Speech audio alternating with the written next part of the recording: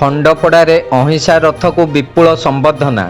ସ୍ୱାଧୀନତାର 75 ବର୍ଷ ପୂର୍ତ୍ତି ଅବସରରେ ସାରା ରାଜ୍ୟରେ ଅହିଂସା ରଥ ଭ୍ରମଣ କରୁଛି। ସ୍ୱାଧୀନତା ସଂଗ୍ରାମୀଙ୍କ ଅବଦାନକୁ ନେଇ ରାଜ୍ୟ ସୂଚନା ଓ ଲୋକ ସମ୍ପର୍କ ବିଭାଗ ପକ୍ଷରୁ ସମଗ୍ର ରାଜ୍ୟ ପରିକ୍ରମା କରିବା ଲକ୍ଷ୍ୟରେ ନୟାଗଡ଼ ଜିଲ୍ଲାରେ ଉକ୍ତ ରଥ ପ୍ରବେଶ କରିଛି। ଶନିବାର ଖଣ୍ଡପଡ଼ା ନିର୍ବାଚନ ମଣ୍ଡଳୀର ଭାପୁରରେ ଏହି ରଥ ପ୍ରବେଶ କରିଥିବା ବେଳେ ରବିବାର ପୂର୍ବାହ୍ନରେ ଏହି ରଥ ଖଣ୍ଡପଡ଼ାରେ ପହଞ୍ଚିଥିଲା।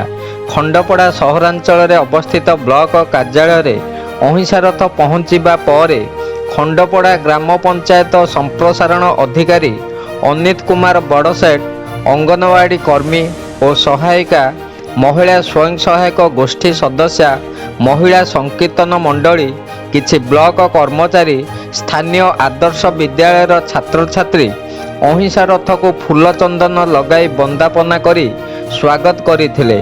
ବ୍ଲକ ପରିସର ମଧ୍ୟରେ ଉକ୍ତ ରଥ ମଧ୍ୟରେ ଲଗାଯାଇଥିବା ଏକ ବଡ଼ LED ପରଦା ମାଧ୍ୟମରେ ଜାତିର ପିତା ମହାତ୍ମା ଗାନ୍ଧୀଙ୍କ ସତ୍ୟ, ଶାନ୍ତି, ଅହିଂସା ଉପରେ ଆଧାରିତ ଏକ ଭିଡ଼ିଓ ପ୍ରଦର୍ଶନ କରାଯାଇଥିଲା। ତେବେ ସବୁଠାରୁ ଆଶ୍ଚର୍ଯ୍ୟର କଥା, ଖଣ୍ଡପଡ଼ା ବ୍ଲକ କାର୍ଯ୍ୟାଳୟଠାରେ ଗ୍ରାମ ପଞ୍ଚାୟତ ସମ୍ପ୍ରସାରଣ ଅଧିକାରୀ ଉପସ୍ଥିତ ରହିଥିବା ବେଳେ ଖଣ୍ଡପଡ଼ା BDO, ଖଣ୍ଡପଡ଼ା ବ୍ଲକ ଅଧ୍ୟକ୍ଷ, ଖଣ୍ଡପଡ଼ା ବ୍ଲକ ଉପାଧ୍ୟକ୍ଷଙ୍କ ସମେତ କୌଣସି ପଞ୍ଚାୟତ ସ୍ତରୀୟ ନେତାଙ୍କର ଉପସ୍ଥିତି ଦେଖିବାକୁ ମିଳିନଥିଲା କି ଏ ସମ୍ପର୍କରେ କୌଣସି ଗଣମାଧ୍ୟମ ପ୍ରତିନିଧିମାନଙ୍କୁ ଆଗୁଆ ସୂଚନା ପ୍ରଦାନ କରାଯାଇନଥିଲା। ଏବଂ ସବୁଠାରୁ ଉଲ୍ଲେଖନୀୟ କଥା ହେଲା, ସାମନ୍ତମାଟି ଖଣ୍ଡପଡ଼ା ସହରାଞ୍ଚଳ ମଧ୍ୟ ଦେଇ ଅହିଂସା ରଥ ଯାଇଥିବା ବେଳେ ଖଣ୍ଡପଡ଼ା NAC କାର୍ଯ୍ୟାଳୟ ପକ୍ଷରୁ ମଧ୍ୟ କୌଣସି ସମ୍ବର୍ଦ୍ଧନା ଦେବାର କାର୍ଯ୍ୟକ୍ରମ କରାନଯିବାକୁ ବୁଦ୍ଧିଜୀବୀ ମହଲରେ ନିନ୍ଦା କରାଯାଇଥିବା ସୂଚନା ମିଳିଛି। ତେବେ ଖଣ୍ଡପଡ଼ା ବ୍ଲକ ଠାରୁ ଅହିଂସା ରଥ ବାହାରି ଖଣ୍ଡପଡ଼ା ବାଇପାସ ରାସ୍ତା ଦେଇ ଖଳିସାହି, ମଦରାଜପୁର, ବେଣାଗାଡ଼ିଆ ଦେଇ ଶ୍ରୀ ନୀଳମାଧବ କ୍ଷେତ୍ର, କଣ୍ଟିଲ ଅଭିମୁଖେ ଯାତ୍ରା କରିବାର ସୂଚନା ମିଳିଥିବା ଜଣାଯାଇଛି।